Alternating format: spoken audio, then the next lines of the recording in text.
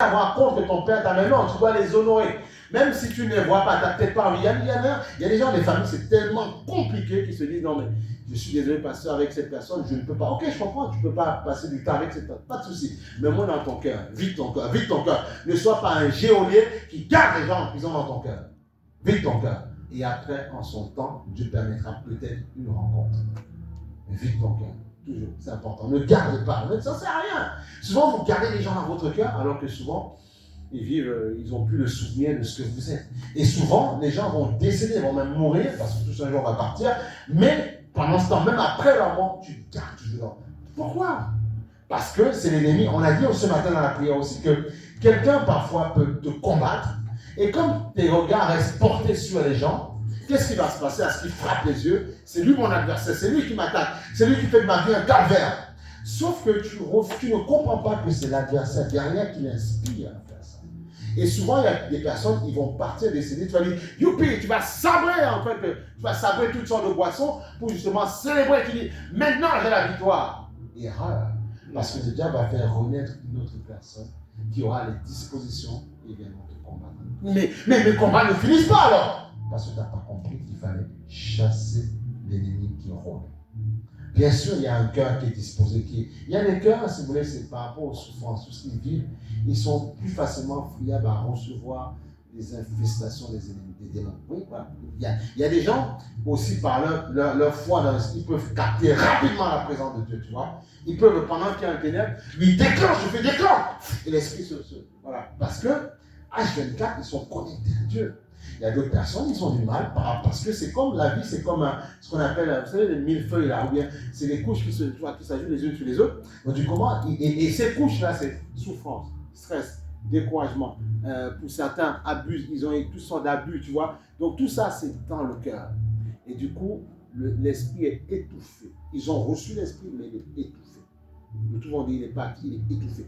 Pour le chasser, il faut dire, Seigneur, c'est simple, c'est ce qu'il faut faire. Moi, c'est un secret que je donne. Tu dois identifier dans ton cœur. Même si tu as honte, tu ne veux pas le dire à certaines personnes. On comprend, c'est ton intimité. Mais quand tu es dans ta chambre, tu dis, Seigneur, j'ai vécu ça, tu as vu ça, Seigneur. J'ai vécu, peut-être que j'ai provoqué certaines choses, ou bien on m'a poussé à le faire. Je te demande pardon pour ces choses, parce qu'il faut effectivement une victime et quelqu'un qui attaque la victime, c'est vrai. Mais quand même, il y a des choses où tu aurais pu peut-être dire non. Voilà. Tu dis, Seigneur, ça, je te demande pardon. Pour ça, je te demande pardon. Et je demande pardon. Je pardonne à ceux qui m'ont offensé. Parce qu'il pardonne nos offenses, comme nous pardonnons aussi à ceux qui nous ont offensés. Donc, je demande pardon. Et là, ton cœur va être vidé. Et c'est comme ça, c'est le process de la délivrance. Le pardon est une puissance qui délivre. C'est le process, il n'y a pas le choix. Et ton cœur sera purifié. Et c'est comme ça que tu vois des femmes comme Josny et d'autres personnes, par exemple, malgré le fait qu'un papa avait déconné avec elle, elle a su demander pardon, elle a pardonné à son père, elle a amené son père à Christ. Waouh! Et les gens disent, je veux être comme machin. Ah bon? Est-ce que tu veux passer par ce que la personne a vécu? Ou bien, est-ce que tu as vécu la même chose? Est-ce que le pardon qu'elle a vécu, est-ce que tu es capable de faire? C'est ça. Il y a des gens, il y a des combats, il y a pas mal de choses. Hein? Pas mal de choses. Oui.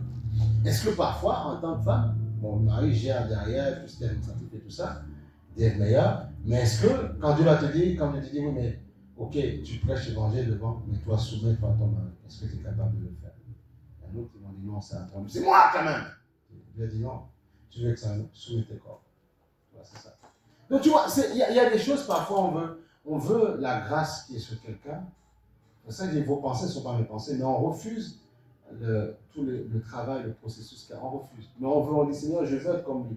C'est bien, mais est-ce que derrière, tu es prêt? C'est pour ça que souvent, moi, ce que je fais, je dis, Seigneur, je ne veux pas jalouser quelqu'un, ce n'est pas ça qui m'intéresse, mais donne-moi de comprendre comment il fait pour parvenir à cet état d'esprit. Voilà. Et Dieu, dans son amour, il va te révéler certaines choses.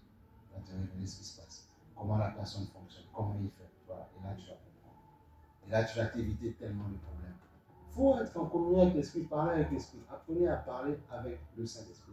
Et si vous parlez avec Dieu, vous allez voir sa gloire. Vous allez voir sa gloire. C'est obligé.